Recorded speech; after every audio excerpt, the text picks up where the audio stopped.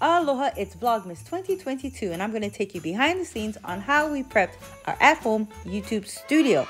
Now, I was teaching a lot of my classes online, in fact, all of them, and my kids wanted to open up their own YouTube channel.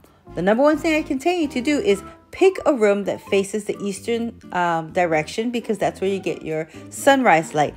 And the number two thing I can tell you is paint your walls white. Doing that will help to diffuse the light so that it's evenly dispersed while you're filming. Now, whichever room has the best light, that's the room you're going to sacrifice to make your at-home studio. Maria was finishing up on this side. Tane was over there. Maria was helping out over here. Lere and Mataranga was over there. Right? No, Mataranga. And Okaihi was over here. Did I name everybody? Yeah, I named everybody. Okay. Community spotlight. Don't forget to shop small. I'm sharing with you my friend Payette. Now, her pieces are unique and unlike any other I've ever seen. I'll make sure to put a link in the description box so you can visit her website and show her some aloha.